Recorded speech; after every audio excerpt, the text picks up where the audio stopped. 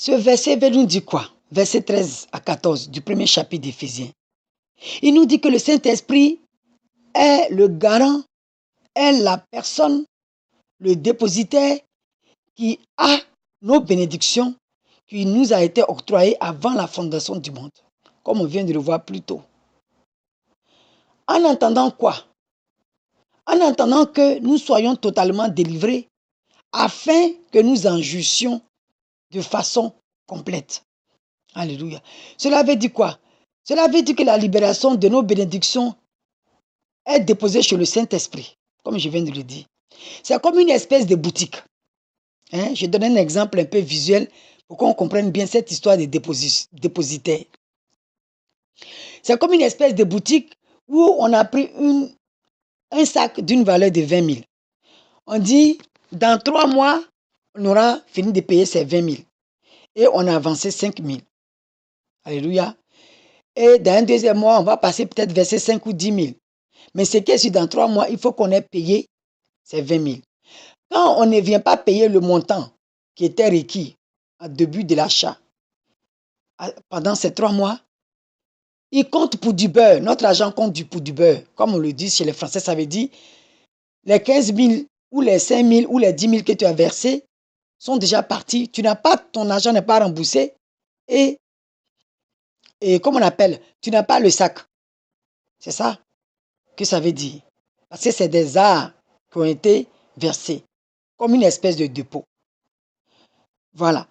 Donc, quand tu as fini de payer les montants, quand tu as payé les montants en temps, tu as donc ton sac, parce que tu as payé le montant requis. À la différence que ici, en Jésus-Christ, tout a déjà été payé à la croix. Tout a été déjà racheté. Tout a été déjà payé à la croix. Tout a été accompli. On n'a plus qu'à recevoir ça parce que le travail a été fait à sa place. Nous le recevons seulement sans faire d'effort. Quand je dis sans faire d'effort, ça veut dire pour ce que ça coûte. Ce qu'on doit faire là, ça ne vaut rien à côté. Ce qu'on doit faire, c'est une part quand même du travail que parce qu'on est des citoyens célestes, maintenant nous dit la Bible. On a l'Esprit Saint en nous. On ne peut plus vivre comme on veut. Est-ce que vous voyez? Parce que le Saint-Esprit fait son travail. On doit donc se mettre à un certain niveau, au niveau d'enfant de Dieu, avec les traits de caractère de Dieu, pour pouvoir jouir de cette bénédiction. Alléluia. Alléluia. Merci Seigneur. Tu es grand, tu es bon.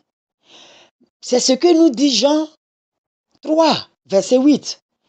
Quand Jésus a commencé à parler à Nicodème de la conversion et de l'entrée au royaume des cieux, il a été clair. Il dit en vérité, je vous le dis, que celui qui n'est pas baptisé d'eau et d'esprit ne rentrera pas au royaume des cieux.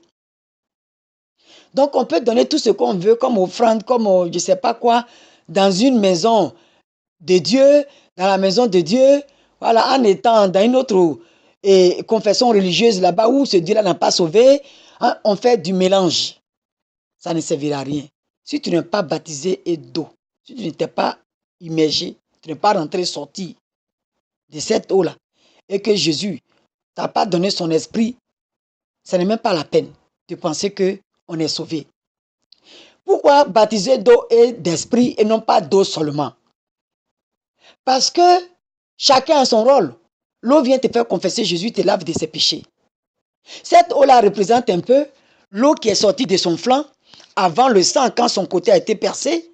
Cette eau qui est sortie avant le sang qui a giclé et qui a donné vie et qui a lavé, qui t'a fait naître de nouveau.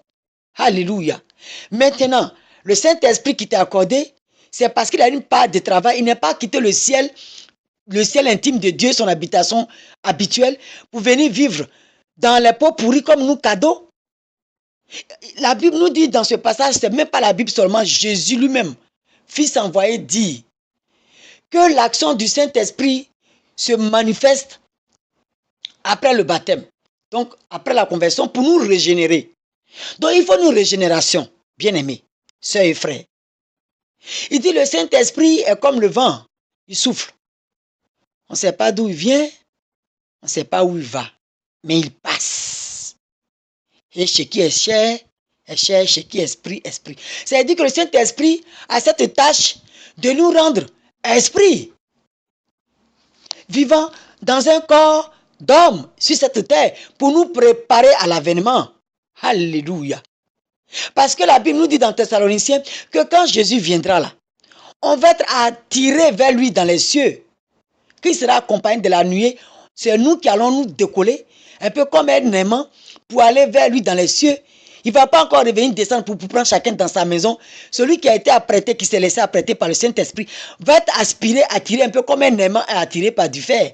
Bien aimé. Si toi et moi, on n'a pas changé, on est resté là, on ne veut pas être régénéré, on veut rester dans le stade de la conversion, on ne va pas être attiré parce qu'on devient lourd et on reste ici. Les gens disent, ah, les gens sont partis, je ne suis pas parti.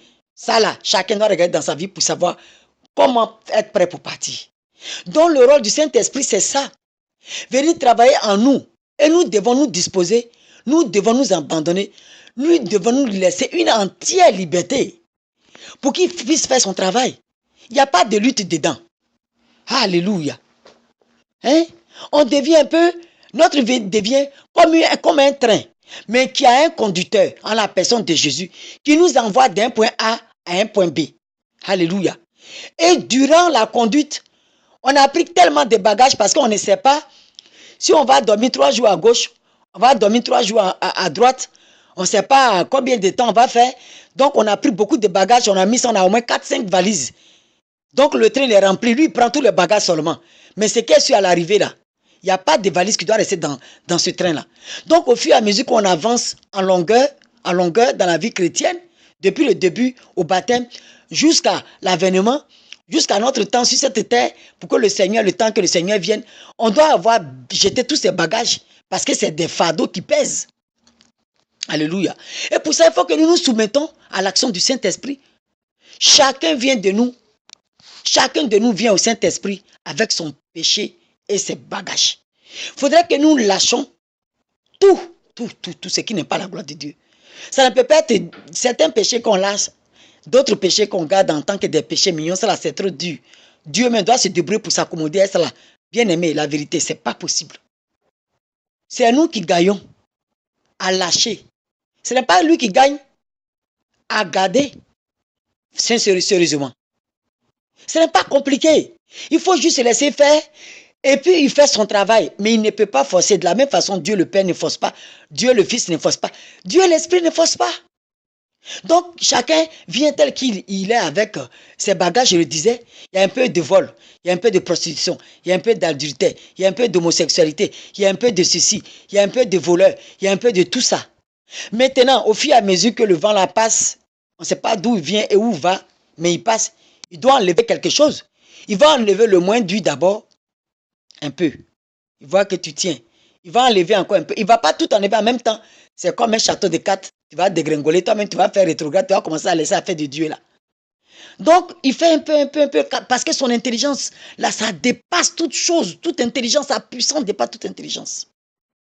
Donc, nous devons lâcher. C'est ce que ce passage-là nous dit, nous devons lâcher. Nous devons nous comporter comme une sorte de nouveau magasin. Hein? Quand on dit nouveau magasin, pas nouveau en construction, mais un magasin qui est vieux, mais il y a une nouvelle gérance.